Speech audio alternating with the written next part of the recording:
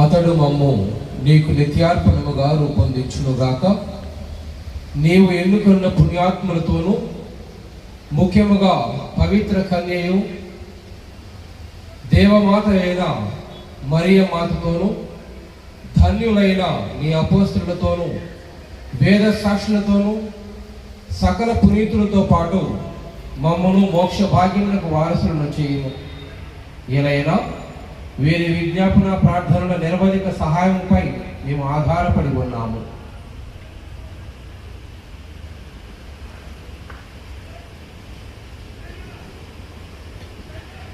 ఓ ప్రభువా, మమ్ము నీతో సఖ్యపరిచి ఇవ్వాలి లోకమంతటికి శాంతిని శ్రేయస్సును ప్రసాదించినట్లు బతిమాలుచున్నాము. ఈ లోకమును యాత్ర చేయు నీ శ్రీ సభను, నీ సేవకులకు మా లియో జగద్గురువును, మా జోసఫ్ రాజా పీఠాధిపతిని, తదితర పీఠాధిపతులను, గురువులందరినీ, నీవు సంపాదించుకునే ప్రజలందరినీ విశ్వాసమందను ప్రేమయంతను దృఢపరపము. నిశ్చిత ప్రకారము నీ సమకుల చేరి ఉన్న ఈ ప్రజల మానవులను ఆలకింపము.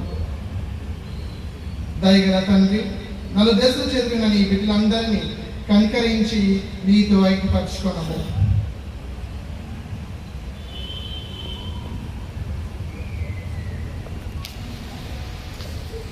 చనిపోయిన మా సహోదరులను, ముఖ్యముగా పరిశుద్ధ ఫ్రాన్సిస్ పోపు గారిని, పాడాల ప్రవీణ్, శౌరి,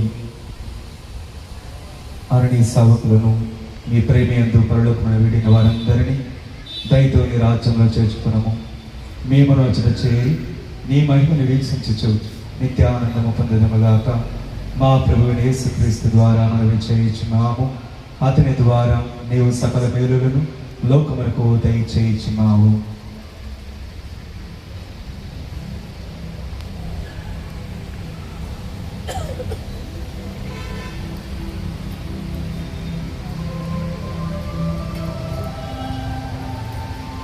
వారి ద్వారా,